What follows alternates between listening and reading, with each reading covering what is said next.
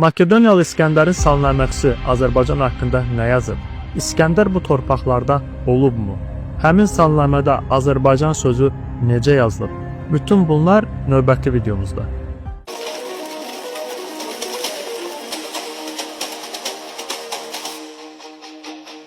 Psevdo-Kalisferin 1889-cu ildə şərqşünas Ernest Bach tərəfindən nəşr olunmuş The History of Alexander the Great əsərinin Efiyop versiyasında İskəndərin şimala yürüyüşünə dair məlumatlar verilir.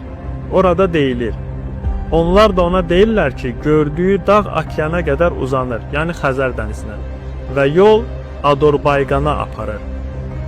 Yolla şimala gedək və onlar şimalın sərhədlərinə gəldilər və Azərbaycana varid oldular. İskəndər vəsiyyətnamələrin birində əmr edirdi.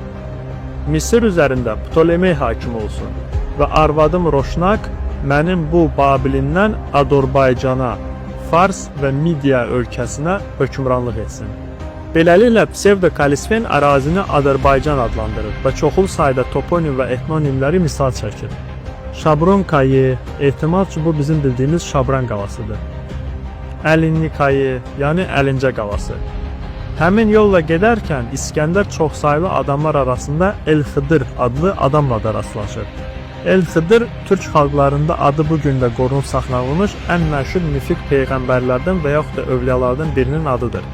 Elmdə 100 illər ərzində Böyük İskəndərin Azərbaycanda olmaması iddia edilsə də, yuxarıda göstərilən arqumentlər həmin iddiaları yenidən gözdən keçirməyimiz üçün əsaslar verir.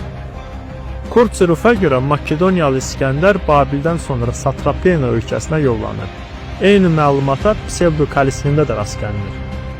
İskəndər haqqında romanın Suriya versiyasına istinad edərək Alman tarixçi və şərqşünas Josef Marquardt da yazır ki, həmin əsərdə Azərbaycan adı Adurbayqan kimi göstərilməkdədir. Gətirdiyimiz bu sitatlar Həsən Həsənovun Makedoniyalı İskəndər və Atropat əsərindəndir. Daha çox məlumat əldə etmək istəyənlər bu kitaba müraciət edə bilər.